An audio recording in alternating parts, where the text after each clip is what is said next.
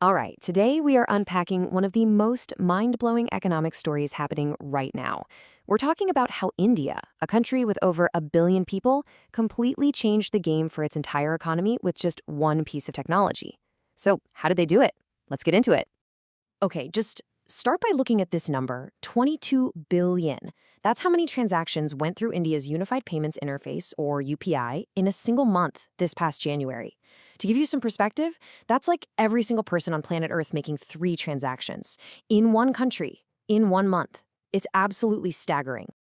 And yeah, that brings us to the big question, right? How on earth did this happen? How did a piece of tech that didn't even exist 10 years ago convince a country that ran on cash to go digital on a scale nobody has ever seen before? It's really a story in 3 parts: a massive problem, a genius solution, and a really fascinating evolution. To really get how insane UPI's growth has been, we gotta rewind the clock. We need to look at the world it was born into, an economy that was pretty much all paper money. See, before 2016, cash was king in India, and that created some huge problems. A giant chunk of the economy was informal, totally off the books, untaxed. Millions of people had zero access to a real bank account, and even simple things like paying a shopkeeper or sending money back home to your family were slow, clunky, and expensive. The whole system was just full of friction. And then, right into the middle of all that mess, came the game changer. In 2016, a government-backed organization launched the Unified Payments Interface. Now, this was not just another payment app on your phone. No. Think of it more like a public highway system, but for money. So what exactly is it? Well, put simply, UPI lets you shoot money from your bank account to someone else's, instantly, just with your phone. No need for complicated account numbers, no 3-day waiting periods. It just links up all your bank accounts into one spot and makes paying for something as easy as sending a text message. And when I say people started using it, I mean it exploded. It went from just a test in 2016 to almost a billion transactions in its first full year. Jump ahead to the 2024 fiscal year, 131 billion. And now, like we saw, it's doing over 22 billion transactions every single month. The speed of that growth is just wild. And this chart, wow. This just says it all, doesn't it? That is a classic hockey stick curve. A growth rate of 129%, compounded year after year. You just don't see numbers like that for anything. This wasn't just adoption. It was a digital tsunami that completely reshaped the landscape. So all these billions of digital payments, what did that actually do? I mean, it's more than just changing how people pay for their groceries, right? Right. It started to fundamentally rewrite the rules of the entire Indian economy. Here's the key thing you gotta understand. Every time someone used UPI, a transaction that used to happen in the shadows with physical cash was suddenly out in the open, leaving a digital record.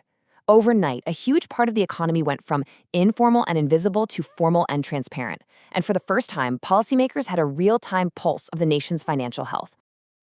There's this quote that I think just nails it. UPI isn't just an app. It's become the essential plumbing, the foundational architecture that the entire modern digital economy is now being built on top of. And you want to see some cold, hard proof? Look at this. In just 3 years, people basically stopped stuffing cash under the mattress. The amount of their savings that they held as physical currency just plummeted. We're talking about changing the financial habits of a billion people. That's huge. Okay, so we've talked about the big picture economy, but what about for regular people? What did this actually change in their day-to-day lives? Because this is where the story gets really, really powerful. Now, you might think this is a thing for young, techie people in big cities, right? Wrong. Look at who actually prefers using UPI.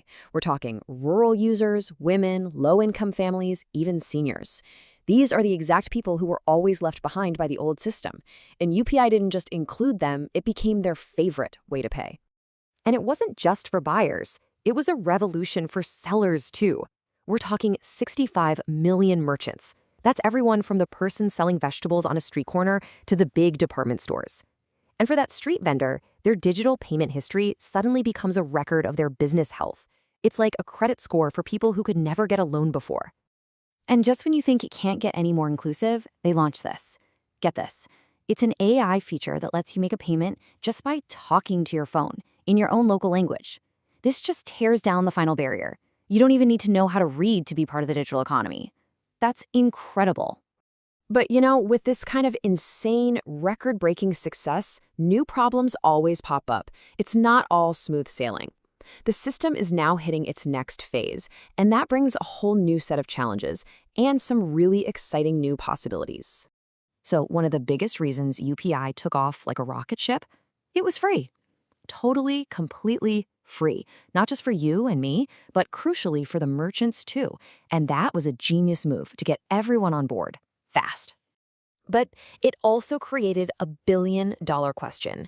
If it's free for everyone, who's actually paying to keep the lights on for a system processing 22 billion transactions a month? This no-fee policy, it means someone, somewhere, has to foot the bill.